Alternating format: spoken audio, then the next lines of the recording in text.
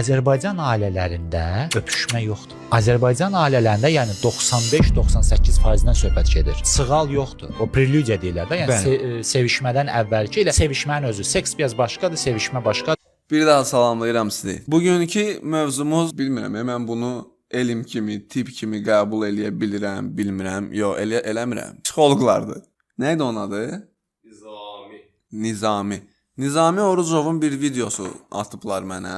Mən onu görürdüm internetdə tez-tez ümumiyyətlə. Sadəcə o qədər psixoloqlara belə səthi yanaşıram ki, kifayət qədər onlarla danışa biləcəyim mövzu var. Amma istəyirəm bu videoya baxaq, bir dənə fikir bildirim. Sonra Nizami bəy, siz də məni diqqətlə dinləyin. Azərbaycan ailələrində öpüşmə yoxdur. Azərbaycan ailələrində yəni 95-98%-dən söhbət gedir. Sığal yoxdur. Azərbaycan ailələrində öpüşmə yoxdur. Yəni indi söhbətin dalına bax. Sığal yoxdur. O preludiya deyirlər də, yəni sevişmədən əvvəlki ilə sevişmənin özü. Seks biraz başqadır, sevişmə başqadır, intim tamam başqadır, yəni özəl. Nədir də? Deyirsən psixoloqsan, seks başqadır, intim başqadır.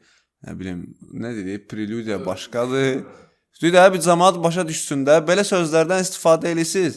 Xalqı cahil, o qədər cahil bilirsiniz ki, bilirsən ki, bilmirlər o nə deməkdir. O statistikaya da gələcək. Bizim psixoloqumuz Azərbaycan dilində ehtirasla, yəni danışa bilmir də, yəni siz xanımınızla. Yəni bu adamın demək istədiyi odur ki, bu münasibətdən öncə bir eşq yaşamaq lazımdır da. Yəni bunun bir ədəbi ərkanı var.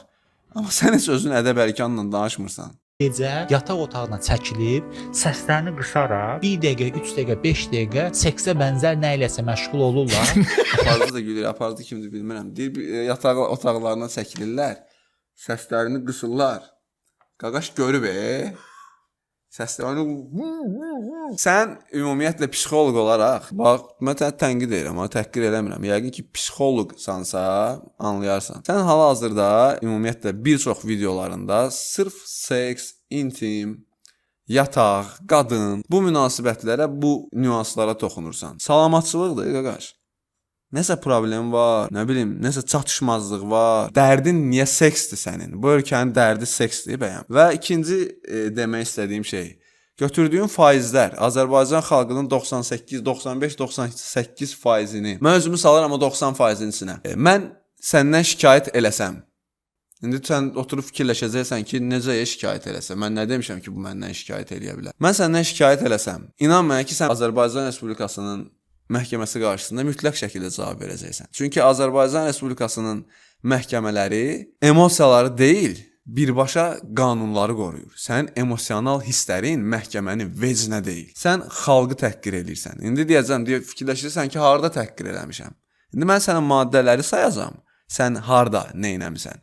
Bir psixoloq kimi otur bir dənə özün araşdır, gör ki, sən ümumiyyətlə layiqsən bu işi görməyə. Bunun davamı var, nəsə davamı?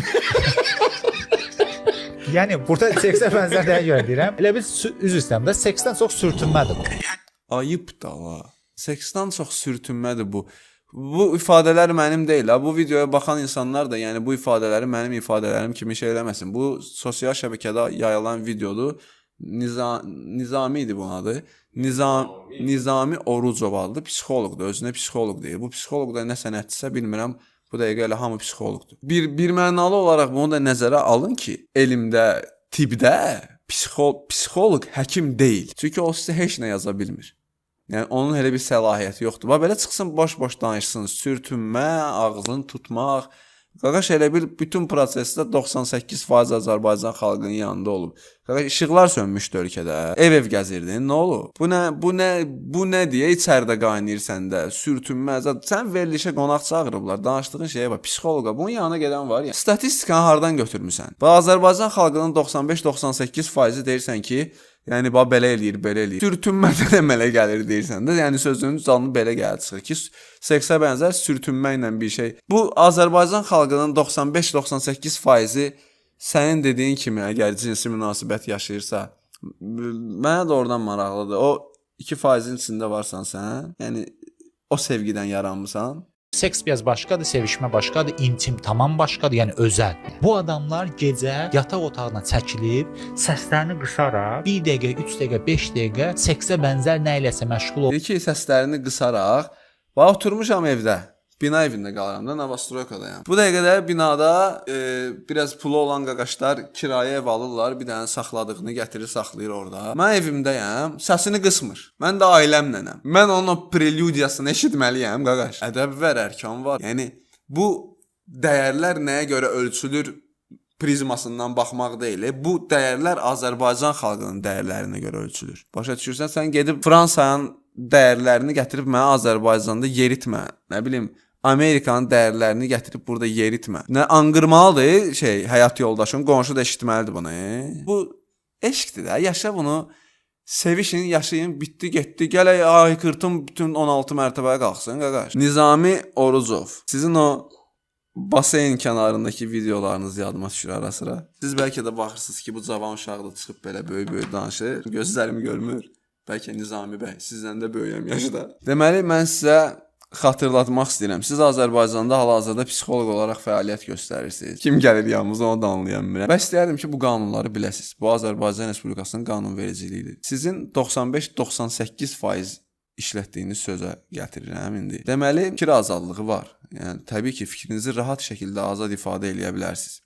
Amma təhqir, böhtan, alçaldıcı ümumiləşdirmə, ictimai mənəviyyata zidd ifadələr, insanların şərəf və ləyaqətini hədəfə alan çıxışlar. Bu bəndlərin adını çəkdiyim hər şeyi pozmusunuz bu videoda. Maddələri də deyəcəm sizə. Siz nəyi pozmusunuz? Gəlin belə deyək, təhqir. Azərbaycan xalqına 98-95% təhqir. İndi düşünəcəksiniz ki, faiz də bir rəqəmdir, 60-am da. Nə var ki, burada bir bölgə eləmişəm. Yəqin ki, tanıyırsınız. Fərhad Pərvizi adlı bir şəxs var idi. O da bir zamanlar çıxdı, dedi ki, qadınların böyük əksəriyyəti, o da bir faiz göstərmişdi orada. Faiz yadımda deyil. Yəni, statik bir faiz göstərmişdi. Statik bir faiz. Filan qədər qadınlar işdə xəyanət eləyir. Nə oldu sonra? Təhqir, böhtan. Sən nə bilirsən 98% adam evin içində nə edir? Alçaldıcı ümumiləşdirmə. Bax, bu əsl əynibədir. Azərbaycan xalqını ümumiləşdirib alçaldırsan. Sən qız tutmaq üçün eləyirsən, elə bil bunları. Ciddi deyirəm, elə bir qız tutmağa eləyirsən bunları. Əgər biri xalqın 98%-i əxlaqsızdır, Azərbaycan ailələrinin çoxu filandır, kimi konkret statistika kimi təqdim olunan, amma sübutsuz və alçaldıcı iddialar yayırsa, bu artıq sadəcə subyektiv fikir kimi yox, müəyyən hallarda şərəf və ləyaqətin alçaldılması, təhqir xarakterli çıxış, ictimai etik normaların pozulması deməkdir. Sən anlayırsan, nə edirsən, qaqaş? Allahın da olsun, şikayət eləsəksən, yəni bildiyin qanunları pozmusan, sən. Azərbaycan Respublikasının Milli Məclisi tərəfindən qəbul edilmiş Azərbaycan Respublikası Konstitusiyası söz azadlığını qoruyur. Amma digər şəxslərin hüquq və nüfuzunu da qoruyur. Sən azad ifadədə rahatsan, amma digər şəxslərin şərəfi, hüququ, nüfuzu bunlar da önəmlidir. Azərbaycan Respublikasının İnzibati Xətalar Məcəlləsi və Azərbaycan Respublikasının Cinayət Məcəlləsi daxilində təhqir və böhtanla bağlı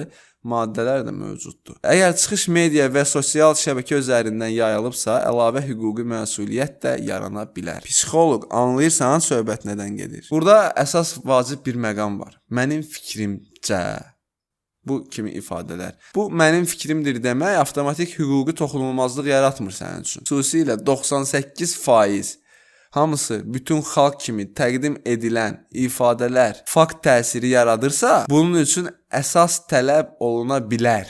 Yəni sən əlində statistika göstərməlisən ki, Azərbaycan xalqının 95-98%-i sekslə bu cür məşğul olur. Rəsmi statistika olmadan belə rəqəmləri fakt kimi təqdim etmək manipulativ və hüquqi mübahisəli sayıla bilər. Yəni məhkəmə bunu sənin insanları manipulyasiya eləməyin kimi dəyərləndirir və mübahisəli məsələ. Çünki sən problem yaradırsan. Maddələri deyirəm, yaz qırağına. Azərbaycan Respublikasının Cinayət Məcəlləsi maddə 147. Böhtan, yalan olduğunu bilə-bilə hər hansı şəxsin şərəf və ləyaqətini ləkələyən və ya onu nüfuzdan salan məlumatları yayılması. Bu sən nə deməkdir? Yalan olduğunu bilə-bilə. Sən həmin statistikanın yalan olduğunu adın necə nizamidirsə, o cürdə bilirsən. Əlində çünki heç bir rəsmi məlumat yoxdur. Sən sadəcə atırsan. Və nədir? Bu mənim fikrimdir bəndindən çıxır.